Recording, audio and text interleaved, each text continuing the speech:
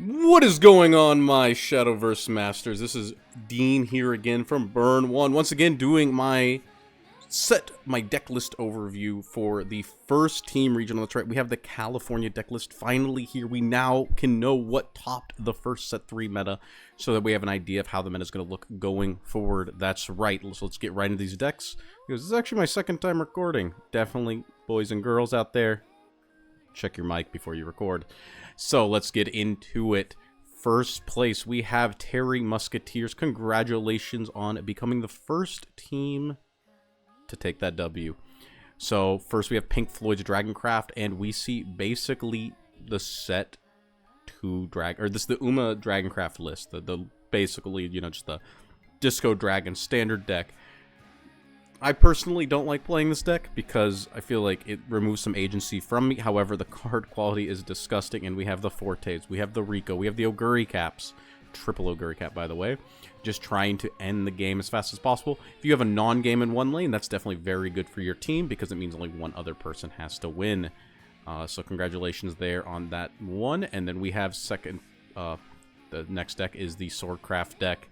This is going to be Hero Sword, another very aggressive deck that's going to be able to close out games pretty early. The only real thing that is very unique here is we've got double Leonidas. Not every deck plays 2, because sometimes they just tutor it, but we have 2, so maybe we don't have to tutor it, basically.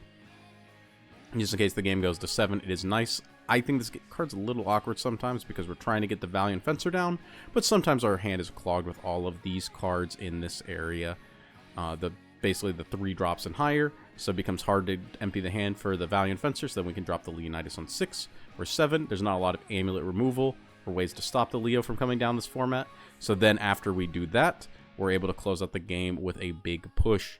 And then we have Narita Bryant. This is definitely for the mirror match. The deck cannot answer this card, so you just drop it down and then hopefully win off of that. We have, of course, the Evo deck's pretty standard. 1 Leonidas, because once again, not a lot of amulet removal, not a lot of ways to stop him.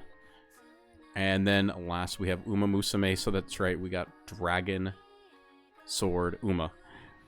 And the big thing here is we have triple Narita Bryant. Like I said, disgusting card in this meta. It stops Beauty and the Beast. It stops Sword. It's just all around a good card at protecting your face. There's not a whole lot of ways to deal with it. And we have the double Oguri Cap and the triple Rice Shower. I don't know if that's good. But, you know, it's definitely been working out for them. If they say they want to see it every game, then, of course, 3 is the correct answer to play. And then triple Gold City. I think this is just to go wide. I think this is just so your Daiwa Vodka, you, like, play this thing down on, like... You know, I don't know when you put this thing down, like 6, 7, 8.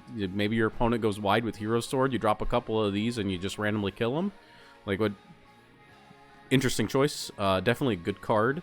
It's just like, I don't know, it's like another piece of the puzzle, of like the infinite puzzle that is Uma hands. But I guess we have the triple Rice Shower, so it's like definitely getting more pieces to be able to assemble whatever puzzle is going to kill your opponent. That's kind of like what we're thinking here. Yeah, once again, congratulations to Terry Musketeers on your first place dub. And then in second place, we have Scrambled Eggs with Herbs, and I know, got confused the first time. There is a Forest Craft. It's their 3rd seat. But first we have Dragon. That's right. 2 dragons already in the first place.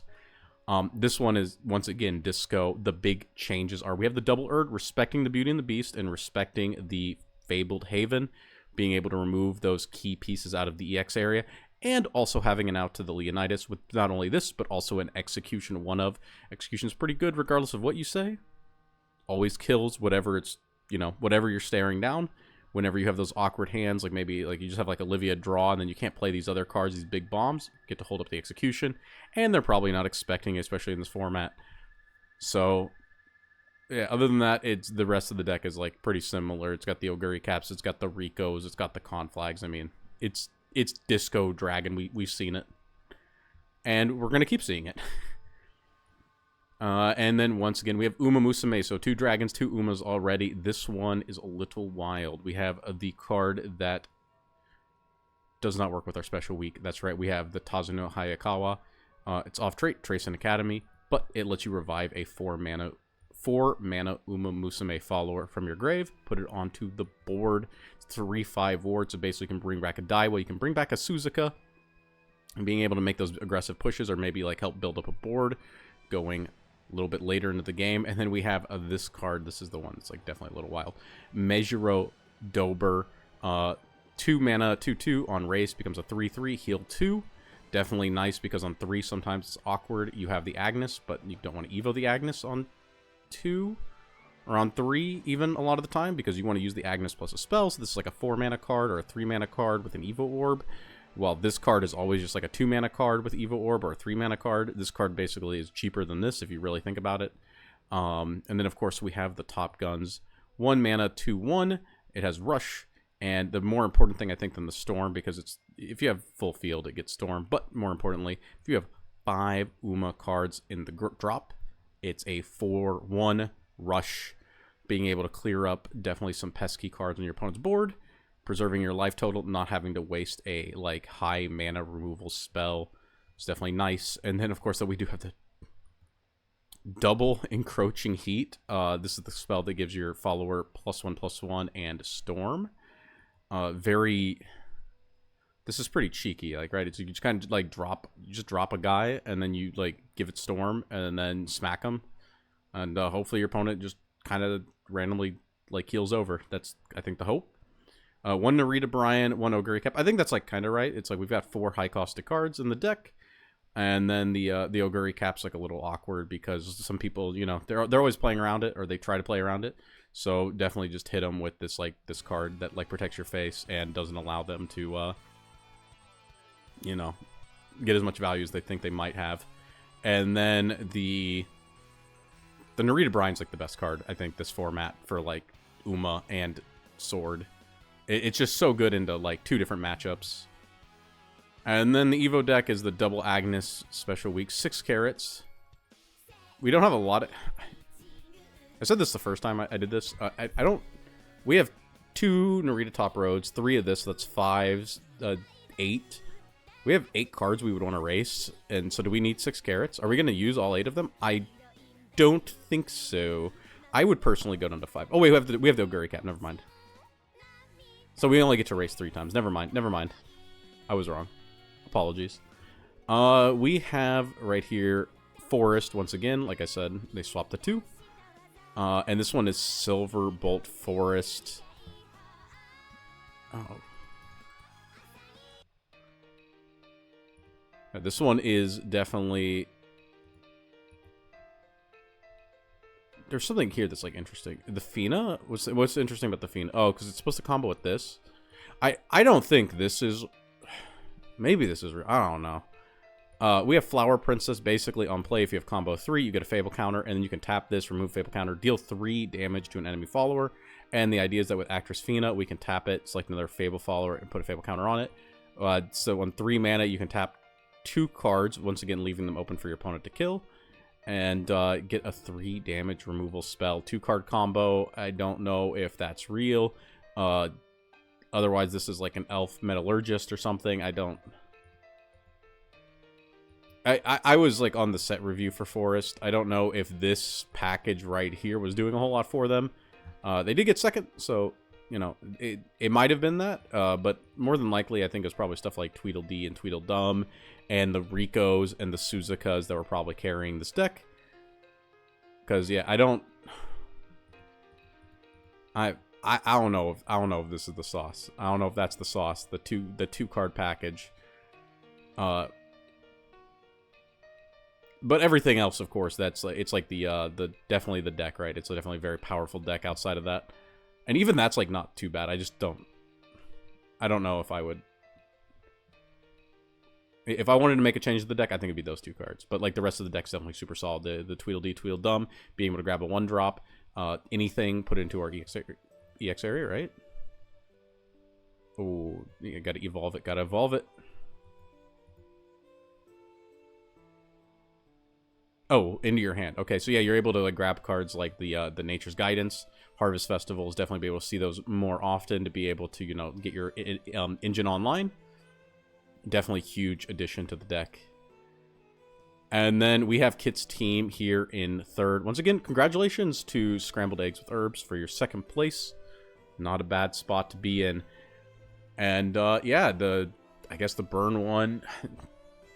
a Burn 1 member, you know, is out here. We're on the map with this top 3.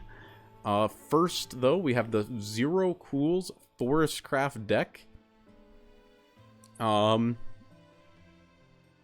There are a couple things in here I wanted to talk about. So, once again, we have this thing, the Flower Princess. What I do think is a lot better about this is we have the Alice as well, being able to move Fable counters, and also, you know, you're able to get this, move a counter to it, and then it becomes a 2-mana deal 3 spell on top of leaving a body over. Now, that's something I can get behind a little bit better than the, like, the 2-card combo that, like, by itself is just kind of a goblin. Triple Bellringer, not every deck plays it. The last deck also did play Bellringer as well, but I think they played 2. One of Elfchild May. I don't like this. I understand that May by itself is like you need the bouncers, and it's like not the best card by itself. But you know how I feel about one ofs. It's like, is this doing anything for you? And if not, then just take it out. Shinko Windy, 1 mana, 2/1. This is a scryer. It helps kind of like fix your hand, or it helps your draws not be as dead. And then we're able to bounce it back and forth and just continuously scry and try to dig for our big combo pieces. Woodland Band is a top check 4 on a 1 mana amulet. And we're going to be able, of course, like recycle that a bunch. And then you get to take a Fabled Follower and put it into your EX area from there, which is important for mostly the Beauty and the Beast. If you guys don't know what this does, this is the boss monster of the archetype. 6 mana, 5/7, Rush and Aura. But more importantly, it gets a Fable counter on play. And if it was put onto play from anywhere other than your hand, you get Storm. Very good card there. But also, you can pay 1, remove any number of Fable counters, and give this follower plus X, X equal the number of counters removed. This is why Erd is so big, because you can get 2, 3, 4 counters on this thing, drop it down for 7 mana, remove all of the counters, and then suddenly get hit for 9, maybe we'll say 5 counters. We'll get hit for 10, 12. Very powerful card, a lot of aggression, very hard to remove. It's why we're playing Shapeshifting Mage in some Dragon lists. It's why, you know, we want to play Erd in some Dragon lists as well. And then, of course, we have the Lilac, which has 3 mana, 1/4, and you can tap it to get a Fable counter, and you can pay 1, remove a Fable counter from this card, select enemy follower on the field, and destroy it. You know, you probably don't want to be using this tap effect. You probably want to try to get a counter on it when it comes into play, and then just keep generating counters onto it to keep your opponent off of board, and just, that's like really annoying for every deck to deal with. So definitely Fable Forest getting a dub. And then Heel Haven, I don't want to say this, you know, Kit and like Skaz, you know, the people in our group. I don't think this deck is like super good into the field, but it's really good into Hero Sword, and it's really good into Sword in general.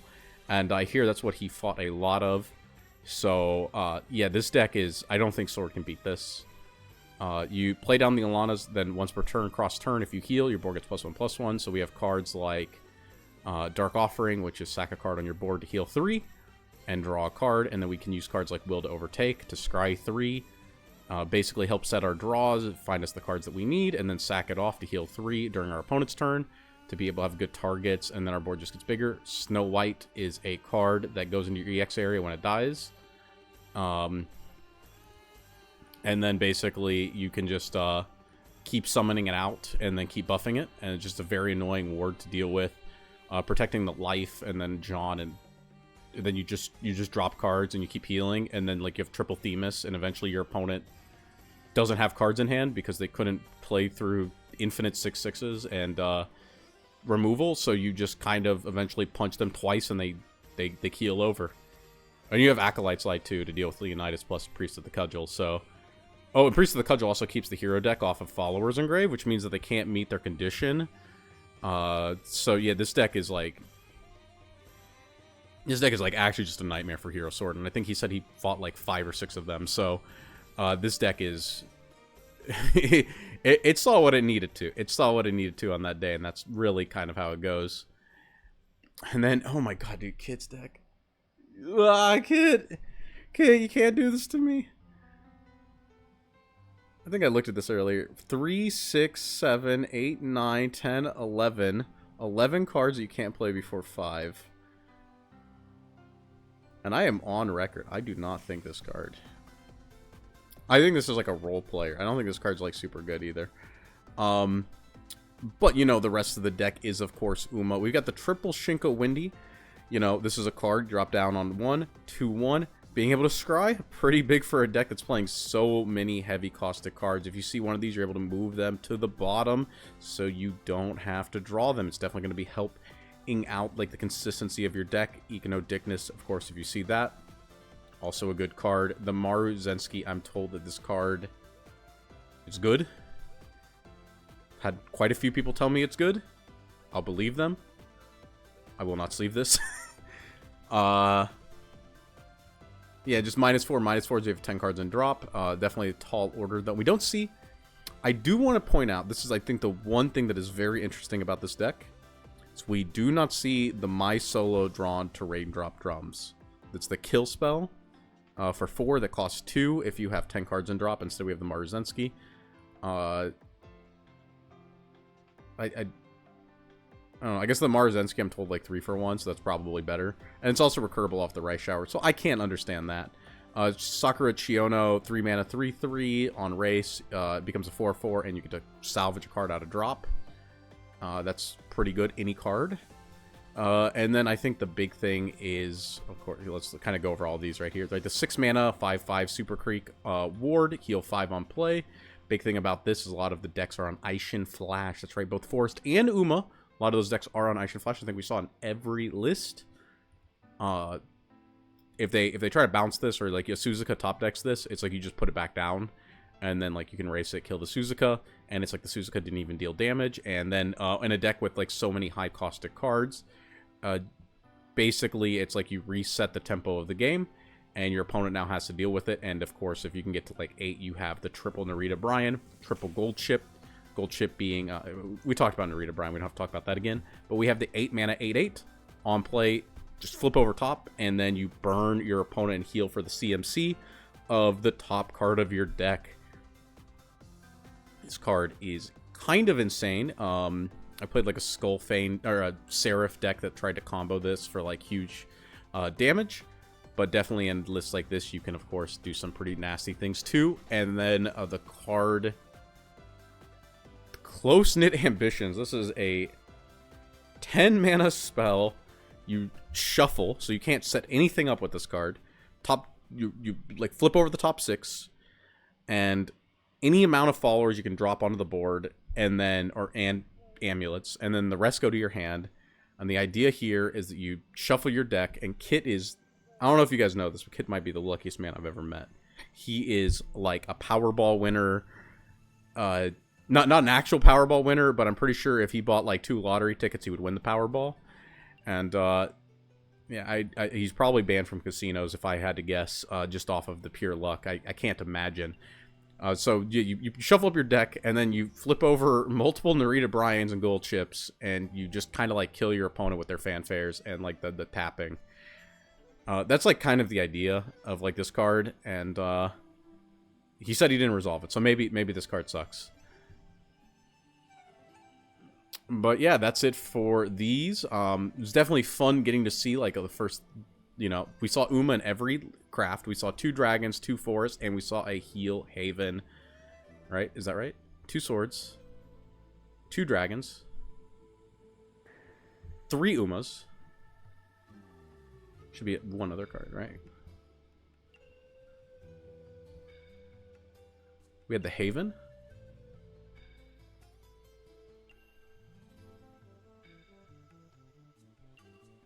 Ah, and the forest. That's right. Wait.